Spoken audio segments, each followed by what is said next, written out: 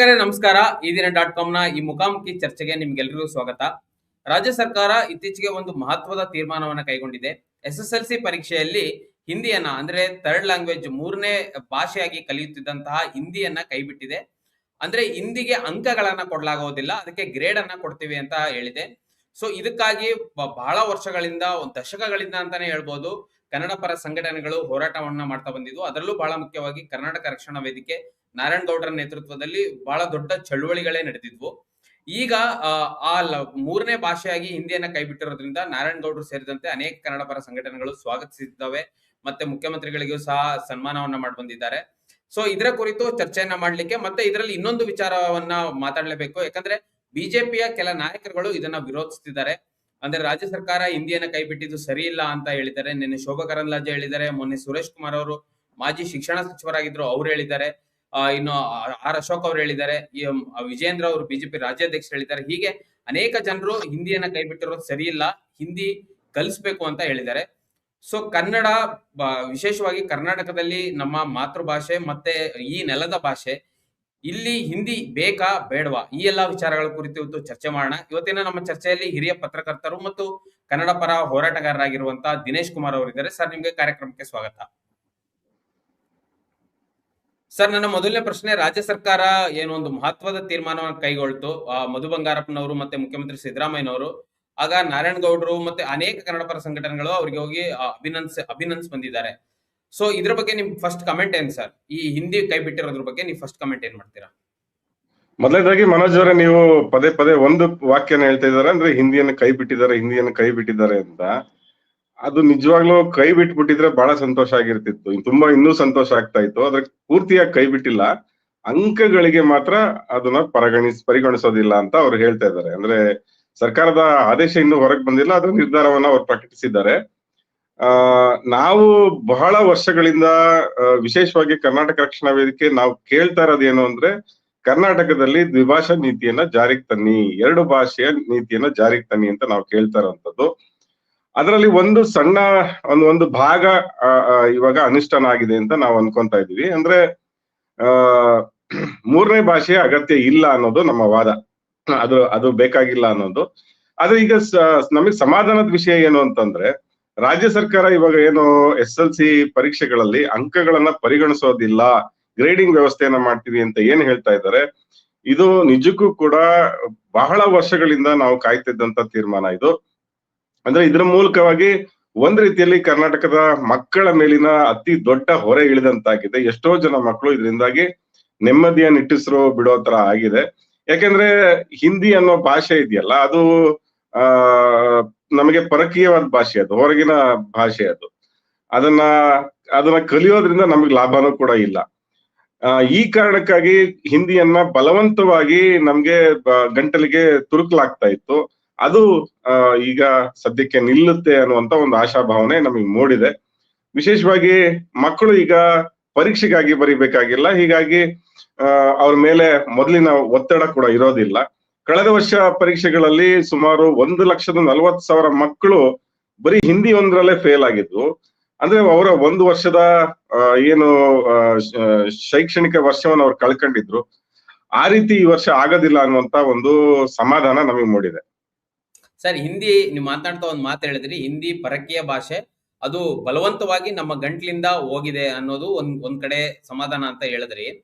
So English ನೀವ್ ಯಾಕೆ ಪರಕೀಯ ಭಾಷೆ ಅಂತ ಕನ್ಸಿಡರ್ ಮಾಡಲ್ಲ?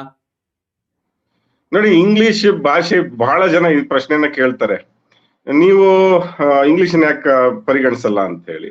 ನೋಡಿ, ಉತ್ತರ ಭಾರತದ ರಾಜ್ಯಗಳಲ್ಲಿ ಇಂಗ್ಲಿಷ್ ಶಿಕ್ಷಣ ಇಲ್ವಾ? ಉತ್ತರ ಭಾರತದಲ್ಲಿ, ಅದರಲ್ಲೂ ವಿಶೇಷವಾಗಿ ಉತ್ತರ ಪ್ರದೇಶದಲ್ಲಿ ಇತ್ತೀಚೆಗೆ ಸಾವಿರಾರು ಹಿಂದಿ ಮಾಧ್ಯಮ ಶಾಲೆಗಳನ್ನ ಇಂಗ್ಲಿಷ್ ಮಾಧ್ಯಮ ಶಾಲೆಗಳನ್ನಾಗಿ ಪರಿವರ್ತನೆ ಮಾಡಲಾಯಿತು. ಯಾಕಾಗಿ ಮಾಡ್ತಿದ್ದಾರೆ ಅವರು? ಹಿಂದಿ ರಾಜ್ಯಗಳಿಗೆ ಇಂಗ್ಲಿಷ್ ಯಾಕೆ ಬೇಕು, ಅದೇ ಕಾರಣಕ್ಕಾಗಿ ನಮಗೂ ಕೂಡ ಇಂಗ್ಲಿಷ್ ಬೇಕು. ಇದು ಬಹಳ ಸ್ಪಷ್ಟ. ಇದು ಹಿಂದಿ ರಾಜ್ಯಗಳಿಗೆ ಕನ್ನಡ ಯಾಕೆ ಬೇಡವೋ ಅದೇ ಕಾರಣಕ್ಕಾಗಿ ನಮಗೆ ಹಿಂದಿ ಬೇಡ, ಇಷ್ಟೇ ವಿಷಯ. ನೀವು ಏನು ತ್ರಿಭಾಷಾ ನೀತಿ ಏನು ಜಾರಿಗೆ ಬಂತು, ಆ ಸಂದರ್ಭದಲ್ಲಿ ಏನ್ ಮಾಡ್ಕೊಂಡಂತ ಒಡಂಬಡಿಕೆ ಏನು ಅಂತಂದ್ರೆ, ದಕ್ಷಿಣದ ರಾಜ್ಯಗಳು ಮೂರನೇ ಭಾಷೆಯಾಗಿ ಹಿಂದಿಯನ್ನ ಕಲಿಸ್ಬೇಕು ಅನ್ನುವಂಥದ್ದು.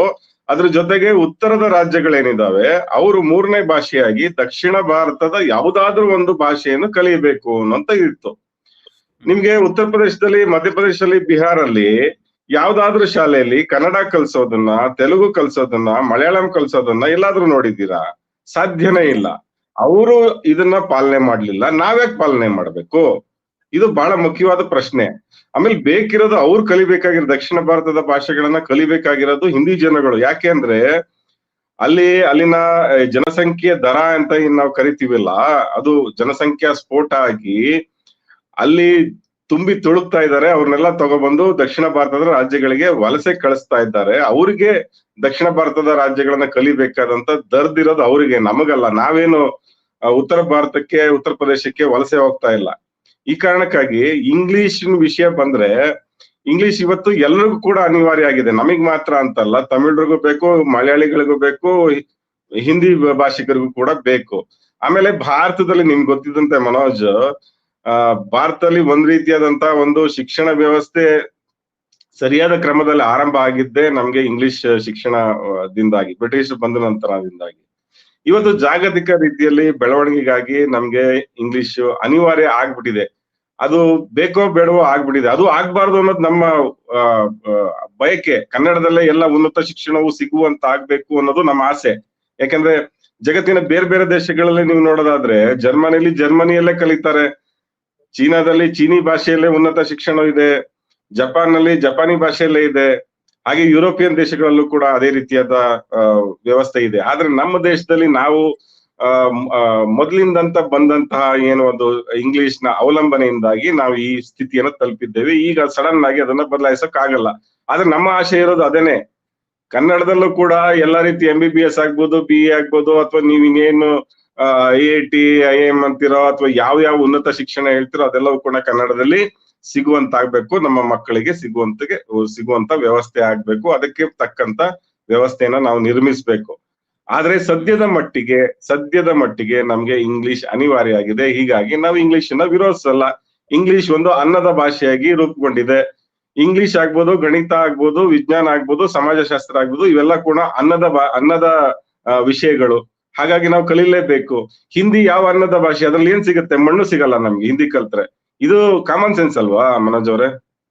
ಸರ್, ಕನ್ನಡದ ಒಬ್ಬ ಪ್ರಖ್ಯಾತ ಲೇಖಕರು ವಸುಧೇಂದ್ರ ಅನ್ನೋರು ಒಂದು ಪೋಸ್ಟ್ ಮಾಡಿದ್ರು, ಬೇರೆ ದೇಶಗಳಿಂದ ಇಲ್ಲಿಗೆ ದುಡಿಯಕ್ ಬರ್ತಾರೆ, ಅವ್ರ ಜೊತೆ ನಾವು ಕಮ್ಯುನಿಕೇಟ್ ಮಾಡಕ್ಕಾದ್ರೂ ನಾವು ಹಿಂದಿಯನ್ನ ಕಲಿಸ್ಬೇಕು ಅಂತ ಅವರೊಂದು ಮಾರ್ಮಿಕವಾಗಿ ಯಾವ ದೇಶದಲ್ಲಿ ಹಿಂದಿ ಮಾತಾಡ್ತಾರಂತೆ? ಬೇರೆ ರಾಜ್ಯಗಳಿಂದ ಇಲ್ಲಿ ಬರ್ತಾರೆ ಅಂತ. ಅವರಿಗೋಸ್ಕರ ನಾವು ಹಿಂದಿ ಕಲಿಬೇಕಾ ಹಂಗಾರೆ? ಇದ್ರ ಬದಲು ಕರ್ನಾಟಕವನ್ನು ಕೂಡ ಒಂದು ಹಿಂದಿ ರಾಜ್ಯ ಅಂತ ಘೋಷಣೆ ಮಾಡ್ಬಿಡೋಣ. ಬೇರೆ ರಾಜ್ಯಗಳಿಂದ ಇಲ್ಲಿಗೆ ಬರುವವರು ಅವರ ಹೊಟ್ಟೆಪಾಡಿಗೆ ಬರ್ತಾರೆ. ಅಲ್ಲಿನ ಬಡತನ, ಅಲ್ಲಿ ಶಿಕ್ಷಣ ವ್ಯವಸ್ಥೆ ಇಲ್ಲ, ಇಲ್ಲಿ ಓದಕ್ ಬರ್ತಾರೆ, ಅಥವಾ ಇಲ್ಲಿ ಕೆಲಸ ಮಾಡಕ್ ಬರ್ತಾರೆ, ದುಡಿಯಕ್ ಬರ್ತಾರೆ, ಹೊಟ್ಟೆ ಹೊರ್ಕೊಳಕ್ ಬರ್ತಾರೆ. ಅವರು ಬರ್ತಾ ಇರೋರು, ಅವರು ನಮ್ಮ ಭಾಷೆಯನ್ನು ಕಲಿಬೇಕಾಗಿರೋದು ಅವ್ರ ಕರ್ತವ್ಯ, ಅದು ಅವ್ರ ಅನಿವಾರ್ಯತೆ, ಅದು ನಮ್ದಲ್ಲ. ಬಹಳ ಸಿಂಪಲ್. ಈಗ ಒಬ್ಬ ಕನ್ನಡಿಗ ಮಹಾರಾಷ್ಟ್ರಕ್ಕೆ ಹೋದ್ರೆ ಮರಾಠಿ ಕಲ್ತು ಅಲ್ಲಿನ ಮುಖ್ಯವಾಹಿನಿ ಜೊತೆ ಬೆರೆತು ಅಲ್ಲಿ ಕೆಲಸ ಮಾಡ್ತಾ ಇದ್ದಾನೆ. ಒಬ್ಬ ಕನ್ನಡಿಗ ತಮಿಳ್ನಾಡಿಗೆ ಹೋದ್ರೆ ತಮಿಳ್ ಕಲ್ತು ಅಲ್ಲಿ ಬದುಕ್ತಾನೆ. ಒಬ್ಬ ಕನ್ನಡಿಗ ದೆಹಲಿಗೆ ಹೋದ್ರೆ ಅಲ್ಲಿ ಅಲ್ಲಿ ಹಿಂದಿಯನ್ನ ಕಲ್ತು ಅಲ್ಲಿ ಬದುಕ್ತಾ ಇದ್ದಾನೆ. ನಮ್ಗೆ ಯಾವ ರಾಜ್ಯಕ್ಕೆ ಹೋಗ್ತೀವೋ ಆ ಭಾಷೆ ನಾವು ಕಲಿತೀವಿ. ನೀವು ಅದನ್ನೇ ಮಾಡಿ. ನಿಮ್ಗೆ ಕಲಿಯೋದಕ್ಕೆ ಏನ್ ದಾಡಿ? ನಿಮ್ಗೆ ಕನ್ನಡ ಕಲ್ತ್ಬಿಟ್ಟು ಬನ್ನಿ. ನಿಮ್ ಜೊತೆ ವ್ಯವಹಾರ ಮಾಡಕ್ ನಾವ್ಯಾಕೆ ಹಿಂದಿ ಕಲಿಬೇಕು? ನಮ್ಗೇನ್ ಹುಚ್ಚಿಡ್ದಿದ್ಯಾ? ಸರ್, ಈಗ ತ್ರಿಭಾಷಾ ಸೂತ್ರದ ಬಗ್ಗೆ ಮಾತನಾಡ್ತೀರಿ ನೀವು. ಬೇರೆ ರಾಜ್ಯಗಳಲ್ಲಿ ತ್ರಿಭಾಷಾ ಸೂತ್ರವನ್ನ ಅಳವಡಿಸ್ಕೊಳ್ಳಿಲ್ಲ, ಕರ್ನಾಟಕದಲ್ಲಿ ಅಳವಡಿಸ್ಕೊಂಡಿದ್ದಾರೆ. ಇನ್ನು ಮಹಾರಾಷ್ಟ್ರದಲ್ಲಿ ಇದಕ್ಕಿದ್ದಂಗೆ ದಿಢೀರ್ ಅಂತ ಕಳೆದ ವರ್ಷ ದ್ವಿಭಾಷಾ ನೀತಿಯನ್ನ ಅಳವಡಿಸ್ಕೊಳ್ಳಾಯ್ತು. ಸೊ ಈ ಬಿಜೆಪಿ ನಾಯಕರು ಅಂತ ಕಡೆ ಆದಾಗ ಧ್ವನಿ ಎತ್ತೋದಿಲ್ಲ. ಈಗ ಮೊನ್ನೆ ಕೇಂದ್ರದ ರೈಲ್ವೆ ಪರೀಕ್ಷೆಯಲ್ಲಿ ಹಿಂದಿಯನ್ನ ಬಲವಂತವಾಗಿ ಹಾಕುವಾಗ ಏನ್ ರೈಲ್ವೆ ಪರೀಕ್ಷೆ ರದ್ದಾಯ್ತು, ಆ ಸಂದರ್ಭದಲ್ಲಿ ಧ್ವನಿ ಎತ್ತೋದಿಲ್ಲ. ಇಂಥ ಸಂದರ್ಭದಲ್ಲಿ ಬಂದಿಯವರು ಧ್ವನಿ ಎತ್ತುತ್ತಾರೆ. ಇಂಥ ಸಂದರ್ಭದಲ್ಲಿ ಪ್ರಶ್ನೆಗಳನ್ನ ಮಾಡ್ತಾರೆ, ರಾಜ್ಯ ಸರ್ಕಾರವನ್ನ ಟೀಕೆ ಮಾಡ್ತಾರೆ. ಇದು ಯಾಕೆ ಅಂತ, ಈ ರೀತಿಯ ದ್ವಂದ್ವ ನೀತಿಗಳು ಯಾಕೆ ವಿರೋಧ ಪಕ್ಷಗಳಿಗೆ, ವಿಶೇಷವಾಗಿ ಬಿಜೆಪಿಗೆ ಅಂತ? ನೋಡಿ ಮನೋಜ್, ನೀವು ಎರಡು ಪ್ರಶ್ನೆಗಳನ್ನ ಇಟ್ಟಿದ್ದೀರಾ. ಮೊದಲನೇದು ಬೇರೆ ರಾಜ್ಯ, ಅಂದ್ರೆ ಮಹಾರಾಷ್ಟ್ರದಲ್ಲಿ ಕಳೆದ ವರ್ಷ 2025ರಲ್ಲಿ, ತುಂಬಾ ಹಿಂದೆ ಏನಲ್ಲ, ಅವ್ರೇನ್ ಮಾಡ್ತಾರೆ, ಅವರು 2 ಭಾಷೆ ನೀತಿಯನ್ನ ಅಳವಡಿಸ್ಕೊಳ್ತಾರೆ. ಮೊದಲನೇದಾಗಿ ಅವರು 3 ಭಾಷೆ ಅಂತ ಹೇಳಿದ್ರು, ಅಲ್ಲಿ ವಿರೋಧಗಳು ವ್ಯಕ್ತ ಆಯ್ತು, ಅದೇನೇ ಇರ್ಲಿ. ಆದ್ರೆ ಈ ನಿರ್ಧಾರವನ್ನ ಕೈಗೊಂಡಂತ ಸರ್ಕಾರ ಯಾವುದು? ಬಿಜೆಪಿ ಭಾರತೀಯ ಸರ್ಕಾರ. ಜನತಾ ಪಕ್ಷದ ಭಾರತೀಯ ಜನತಾ ಪಕ್ಷದ ನೇತೃತ್ವದ ಸರ್ಕಾರ ಅಲ್ವಾ? ಮಹಾರಾಷ್ಟ್ರದಲ್ಲಿ ಒಂದು ನ್ಯಾಯ ಆದ್ರೆ ಕರ್ನಾಟಕದಲ್ಲಿ ಇನ್ನೊಂದು ನ್ಯಾಯ ಇವರಿಗೆ. ಇವ್ರು ಮಾತಾಡ್ಬೇಕಿತ್ತಲ್ಲ, ಇಲ್ಲ ಮಹಾರಾಷ್ಟ್ರ ನಮ್ಮ ಬಿಜೆಪಿ ಅವ್ರು ಮಾಡ್ತಿರೋ ಸರಿ ಇಲ್ಲ, ಹಿಂದಿ ರಾಷ್ಟ್ರೀಯತೆಯನ್ನ ಹೆಚ್ಚಿಸುವಂತ ಭಾಷೆ, ಅದು ಬಹಳ ಮುಖ್ಯ, ಅದನ್ನ ಕಲಿಸ್ಲೇಬೇಕು. ದೇವೇಂದ್ರ ಫಡ್ನವೀಸ್ ಅವರೇ ನಿಮ್ಮ ತೀರ್ಮಾನವನ್ನ ಹಿಂದಕ್ಕೆ ಪಡೀರಿ ಅಂತ ರಾಜ್ಯ ಬಿಜೆಪಿ ನಾಯಕರು ಯಾರಾದ್ರೂ ಮಾತಾಡಿದ್ರ? ಅವಾಗೆಲ್ಲ ಇವ್ರ ಇಲ್ಲ. ಬಾಯಲ್ಲಿ ಕಡುಬು ಕಚ್ಕೊಂಡಿತ್ತ? ಅಷ್ಟೇ ಯಾಕೆ, ಬೇರೆ ರಾಜ್ಯಗಳಲ್ಲಿ ಉತ್ತರ ಪ್ರದೇಶದಲ್ಲಿ ಹಿಂದಿ ಮತ್ತೆ ಇಂಗ್ಲಿಷ್ ಎರಡೇ ಭಾಷೆಯನ್ನು ಕಲಿಸ್ತಾರೆ. ನೀವು ಮಾರ್ಕ್ಸ್ ಕಾರ್ಡ್ಗಳನ್ನ ನೀವು ನೋಡಿರ್ತೀರ ಸಾಮಾಜಿಕ ಜಾಲತಾಣದಲ್ಲಿ, ಬಹಳಷ್ಟು ಜನ ಬಹಳಷ್ಟು ಮಾರ್ಕ್ಸ್ ಕಾರ್ಡ್ಗಳನ್ನ ಹಾಕಿರ್ತಾರೆ. ಅಲ್ಲಿರುವಂತ ಹೌದು. ನೀತಿ ಹಂಗೇನೆ, ಅವ್ರ 500 ಮಾರ್ಕ್ಸ್ಗೆ ಅವ್ರು ಬರೀತಾರೆ. ಅಲ್ಲಿ ನೀವು ಕನ್ನಡವನ್ನು ಕಲಿಸಿ ಅಂತ ಹೇಳಿ ಶೋಭಾ ಕರಂದ್ಲಾಜೆ, ಆರ್ ಅಶೋಕ್, ಚಲವಾದಿ ನಾರಾಯಣ ಸ್ವಾಮಿ, ಅಶ್ವಥ್ ನಾರಾಯಣ್, ಶೋಭಾ ಕರಂದ್ಲಾಜೆ ಇವ್ರು ಯಾರು ಮಾತಾಡೋದೇ ಇಲ್ವಾ? ಯಾಕೆ ಮಾತಾಡಲ್ಲ? ಹೋಗ್ ಕೇಳಿ ಇವರ ಯೋಗಿ ಆದಿತ್ಯನಾಥ್ ಅವ್ರಿಗೆ, ಸ್ವಾಮಿ ನೋಡಿ, ನಮಗೆ ಕರ್ನಾಟಕದಲ್ಲಿ ಹಿಂದಿಯನ್ನ ಹಾಕ್ಬೇಕು ಅಂದ್ರೆ ನೀವು 3ನೇ ಭಾಷೆಯಾಗಿ ಕನ್ನಡವನ್ನ ಕಡ್ಡಾಯ ಮಾಡಬೇಕು, 100 ಮಾರ್ಕ್ಸಿಗೆ ಕನ್ನಡದಲ್ಲಿ ಪರೀಕ್ಷೆ ಬರಿಬೇಕು ಮಕ್ಕಳು, ಇಲ್ಲಿನ ಮಕ್ಕಳು, ಆಗ ನೋಡಿ ನಾವು ಹಿಂದಿಯನ್ನ ಅಲ್ಲಿ ಕಡ್ಡಾಯ ಮಾಡ್ತೀವಿ ಅಂತ ಹೋಗಿ ಹೇಳಿ. ಉತ್ತರ ಪ್ರದೇಶದಲ್ಲಿ 3ನೇ ಭಾಷೆಯಾಗಿ ಕನ್ನಡವನ್ನ ಕಡ್ಡಾಯ ಮಾಡಿದ್ರೆ ಉತ್ತರ ಪ್ರದೇಶದ ಮಕ್ಕಳು ಪಾಸ್ ಆಗ್ತಾವ? ಒಬ್ಬನೇ ಒಬ್ಬ ಮಗು ಪಾಸ್ ಆಗತ್ತಾ ಅಲ್ಲಿ? ಇಲ್ಲ ಅಲ್ವಾ? ಸರ್ ಹಿಂದಿ ಹಾಗಿದ್ಮೇಲೆ ನಮ್ಮ ಮೇಲೆ ಯಾಕೆ ಹೇಳ್ತೀರಾ? ಸರ್ ಹಿಂದಿ ಇವತ್ತಿಂದ ನಾವು ತ್ರಿಭಾಷಾ ಸೂತ್ರ ಅಳವಡಿಸ್ಕೊಂಡಿಲ್ಲ. ಬಹಳ ವರ್ಷಗಳಿಂದ ತ್ರಿಭಾಷಾ ಸೂತ್ರ ಇದೆ, ನಾವು ಕಲಿತಾ ಇದ್ದೀವಿ, ನಾವು ಸಹ ಕಲ್ತು ಬಂದಿದೀವಿ. ಆದ್ರೆ ಹಿಂದಿ ನಮಗ್ ಬರಲ್ಲ. ಅದೇ ಒಂದು ದುರಂತ. ಏನು ಅಂದ್ರೆ ನಾನು 10th ಪಾಸ್ ಆಗಿದ್ದೀನಿ, ಆದ್ರೆ ನಂಗೆ ಹಿಂದಿ ಇವತ್ತಿಗೂ ಬರಲ್ಲ. ಸೊ ಆ ರೀತಿಯಲ್ಲಿ ಮಕ್ಳು ಯಾಕೆ ಕಲಿಬಾರ್ದು ಅಂತ ನೀವು ವಿರೋಧ ಮಾಡ್ತಾ ಇದ್ದೀರಾ? ಈಗ ನೀವ್ ಹೇಳಿದ್ರಲ್ಲ, ಅದೇ ಕಾರಣಕ್ಕಾಗಿ ನೀವು 10th ಪಾಸ್ ಆದ್ರೂ ನೀವು ಹಿಂದಿಯನ್ ಮಾತಾಡಕ್ ಬರಲ್ಲ. ಯಾಕೆ ಬರಲ್ಲ? ಅದು ನಮ್ದಲ್ಲ ಲ್ಯಾಂಗ್ವೇಜ್. ಮತ್ತೆ ನಮ್ಗೆ ಅನುಕೂಲ ಇಲ್ಲ ರೀ. ನಾವ್ ಏನಾರು ಕಲ್ತ್ರೆ ಏನಾರು ಅನುಕೂಲಕ್ಕೆ ಬರ್ಬೇಕಲ್ವಾ? ಇಲ್ಲ ಅಂದ್ರೆ ಏನಕ್ಕೆ ಕಲಿಬೇಕು ಹೇಳಿ? ಯಾವ್ದೋ ಒಂದು ಪುಸ್ತಕ ಓದ್ತೀರಾ, ಅದ್ರಲ್ಲಿ ಏನಾದ್ರು ನಿಮ್ಗೆ ಸಿಗುತ್ತೆ ಏನಾದ್ರು ಓದ್ಬೇಕು. ಇಲ್ಲ ಅಂದ್ರೆ ನೀವು 2 ಗಂಟೆ 3 ಗಂಟೆ ಟೈಮ್ ವೇಸ್ಟ್ ಮಾಡಕ್ ನೀವು ಹೋಗ್ತೀರಾ ನೀವು? ಇವತ್ತಿನ ಕಾಲದಲ್ಲಿ ಮನುಷ್ಯನಿಗೆ ಪ್ರತಿಯೊಂದು ನಿಮಿಷನೂ ಕೂಡ ಬಹಳ ಮುಖ್ಯ. ಇವತ್ತಿನ ನಾಗರಿಕತೆಯ ಓಟ ನೋಡಿದ್ರೆ ಸುಮ್ನೆ ಯಾಕ್ರಿ ಕಲಿಬೇಕು ನಾವು? ಅದಕ್ಕೆ ಯಾಕೆ ಇನ್ವೆಸ್ಟ್ ಮಾಡ್ಬೇಕು? ಅದಕ್ಕೊಬ್ಬ ಟೀಚರ್ ಹಾಕ್ಬೇಕು, ಅದಕ್ಕೊಂದು ವ್ಯವಸ್ಥೆ ಹಾಕ್ಬೇಕು, ಅದಕ್ಕೊಂದು ಪರೀಕ್ಷೆ ಹಾಕ್ಬೇಕು? ಲಾಭ ಆಗೋದಿದ್ರೆ ಕಲಿಯೋಣ. ಆಮೇಲೆ ಒಂದು ಐಚ್ಛಿಕವಾಗಿರ್ಲಿ ಅದು. ಯಾರಿಗಾದ್ರೂ ಇಷ್ಟ ಇದ್ರೆ ಹಿಂದಿ ಕಲೀಲಿ. ಹಿಂದಿ ಮಾತ್ರ ಯಾಕೆ, ತಮಿಳ್ ಇಷ್ಟ ಇದ್ದವನ್ ತಮಿಳ್ ಕಲೀಲಿ, ತೆಲುಗು ಇಷ್ಟ ಇದ್ದವನ್ ತೆಲುಗು ಕಲೀಲಿ, ಜರ್ಮನ್ ಭಾಷೆ ಯಾರು ಕಲಿತಾರ, ಅವ್ರಿಗೆ ಆಸಕ್ತಿ ಇದೆ ಕಲೀಲಿ, ಫ್ರೆಂಚ್ ಕಲಿತಾರ ಕಲೀಲಿ, ಯಾರು ಅಡ್ಡ ಬಂದಿಲ್ವಲ್ಲ. ಆದ್ರೆ ಅದ್ ನೋಡಿದ್ರೆ ಕಡ್ಡಾಯವಾಗಿ ಕರ್ನಾಟಕ ಕನ್ನಡ ವಿಶೇಷ ಅಂತಾನೆ ಹೇಳ್ಬೋದು. ಕರ್ನಾಟಕದಲ್ಲಿ ಆ, ಎಲ್ಲಾ ಭಾಷೆಯನ್ನು ಕಲಿಸ್ತೀವಿ ನಾವು. ಕರ್ನಾಟಕ ವಿಶೇಷ ಅಂತಾನೆ ಹೇಳ್ಬೋದು. ಎಲ್ಲಾ ಭಾಷೆಯನ್ನು ಕಲಿಸ್ತೀವಿ ಕರ್ನಾಟಕದಲ್ಲಿ. ಎಲ್ಲಾ ಭಾಷೆಯ ಶಾಲೆಗಳು ಇದೆ. ಅದರಲ್ಲಿ ನೀವು ಆ ಭಾಷೆಯನ್ನು ಆಯ್ಕೆ ಮಾಡ್ಕೊಬೇಕಾದ್ರೆ ಕಲಿಬಹುದು. ಕಲಿಬೋದಲ್ಲ. ಯಾರು ಯಾರು ಅಡ್ಡ ಬಂದ್ ನಿಂತಿಲ್ಲ. ಯಾರಿಗೂ ಭಾಷೆ ಕಲಿಬೇಡಿ ಅಂತ ನಾವ್ ಹೇಳಲ್ಲ. ಮತ್ತೆ ಯಾವ ಭಾಷೆ ವಿರೋಧಿಗಳು ನಾವಲ್ಲ. ನಾವು ಯಾವುದೇ ಭಾಷೆಯ ಹೇರಿಕೆಯ ವಿರೋಧಿಗಳು. ಯಾವ್ದೋ ಭಾಷೆಯನ್ನ ತಂದು ನಮ್ ತಲೆ ಮೇಲೆ ಚಪ್ಪಡಿ ಕಲ್ ತರ ನೀವು ಹಾಕ್ತೀರಾ ಅಂದ್ರೆ ನಾವು ಅದನ್ನ ಸಹಿಸ್ಕೊಂಡಿರೋದ್ ಸಾಧ್ಯನೇ ಇಲ್ಲ.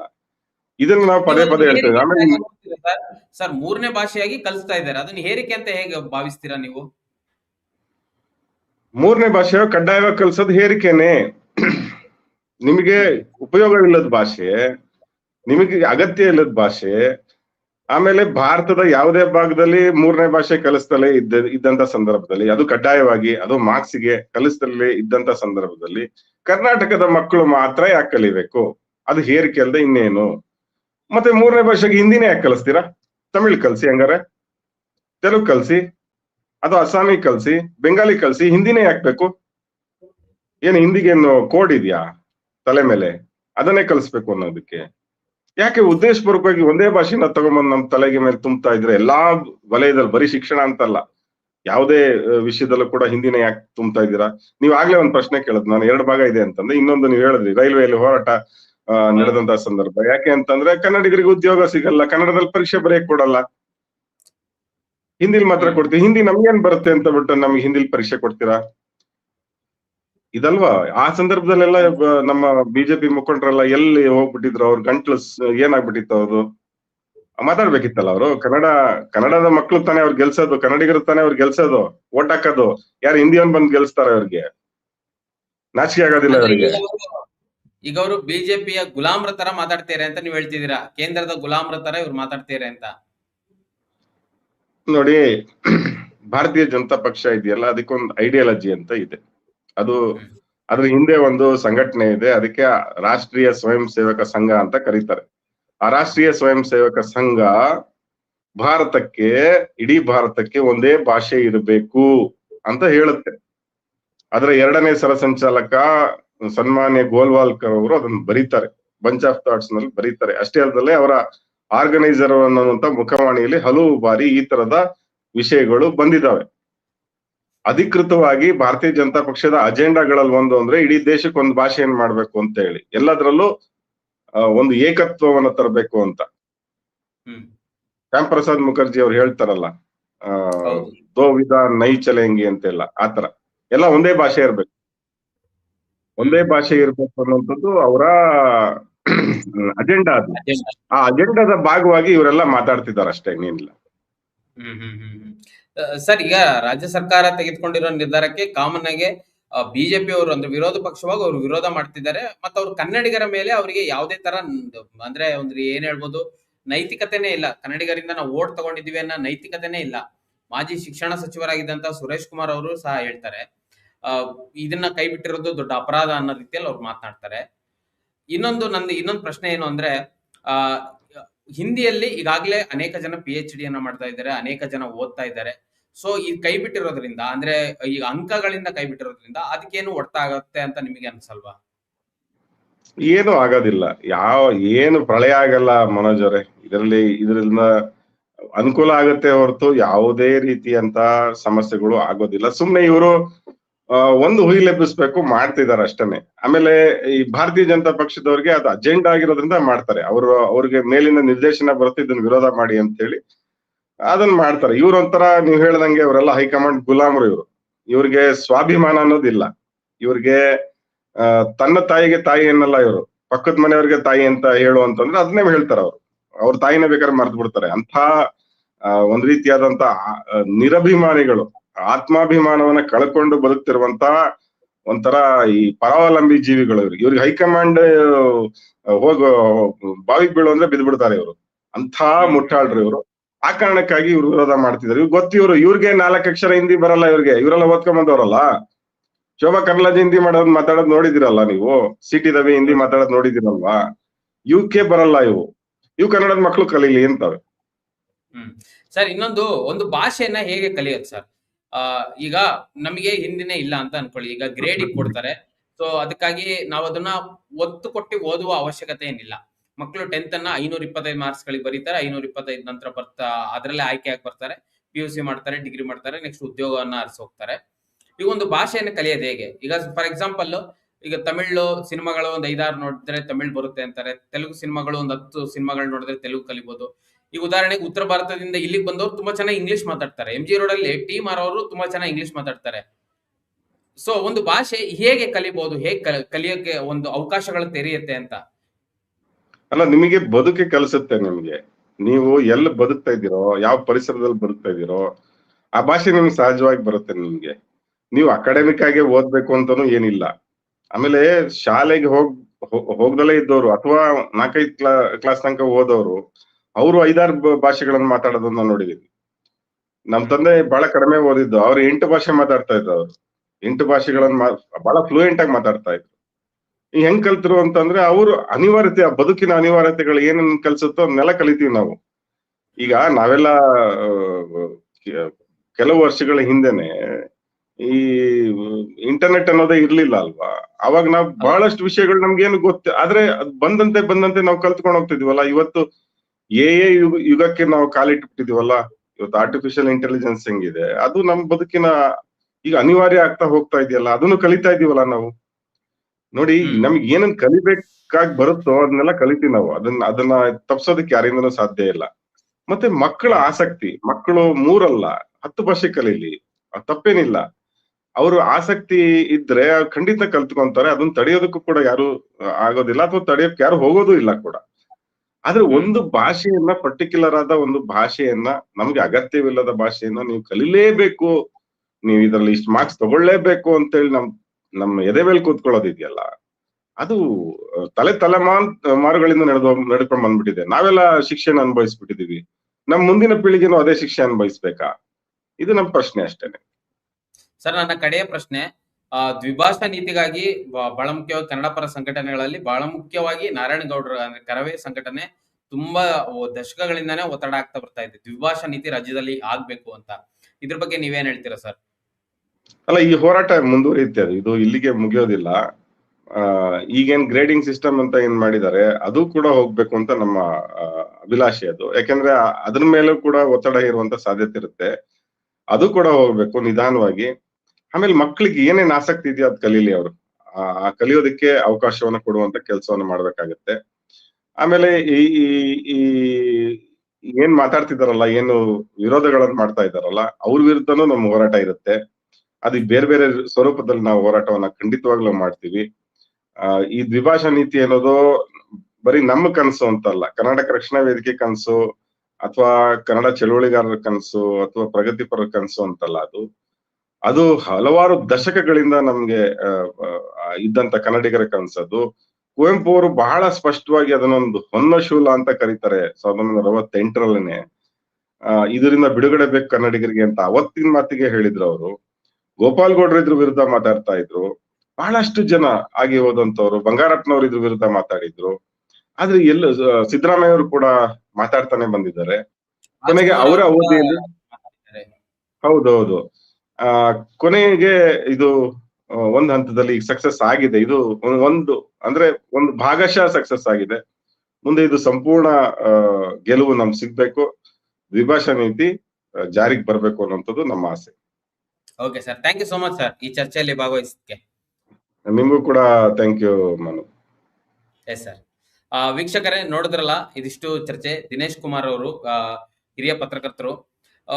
ಹಿಂದಿ ದ್ವಿಭಾಷಾ ನೀತಿ ಬಹಳ ಮುಖ್ಯವಾಗಿ ರಾಜ್ಯದಲ್ಲಿ ದ್ವಿಭಾಷಾ ನೀತಿ ಬರಬೇಕು, ಹಿಂದಿ ಏನ್ ಗ್ರೇಡಿಂಗ್ ಸಿಸ್ಟಮ್ ಬಂದಿದೆ ಅದು ಸಹ ತೊಲಗಬೇಕು ಅಂತ ಹೇಳಿದ್ದಾರೆ. ಸೊ ಈ ಚರ್ಚೆಯ ಕುರಿತು ನಿಮಗೆ ಏನಿಸ್ತು ಕಮೆಂಟ್ ಮಾಡಿ ತಿಳಿಸಿ. ಮತ್ತು ಇದೇ ರೀತಿ ಸಾಕಷ್ಟು ವಿಡಿಯೋಗಳಿಗೆ ನಮ್ಮ iDina.com ಯೂಟ್ಯೂಬ್ ಚಾನಲ್ ನ ಸಬ್ಸ್ಕ್ರೈಬ್ ಮಾಡಿ ಮತ್ತು ನಮ್ಮನ್ನು ಬೆಂಬಲಿಸಿ. ನಮಸ್ಕಾರ. ಮತ್ತಷ್ಟು ವಿಶೇಷ ವಿಡಿಯೋಗಳನ್ನು ನೋಡಲು ಮತ್ತು ಹೊಸ ವಿಡಿಯೋಗಳ ಬಗ್ಗೆ ತಿಳಿಯಲು iDina.com ಯೂಟ್ಯೂಬ್ ಚಾನೆಲ್ ಸಬ್ಸ್ಕ್ರೈಬ್ ಮಾಡಿ ಮತ್ತು ಬೆಲ್ ಐಕಾನ್ ಕ್ಲಿಕ್ ಮಾಡಿ.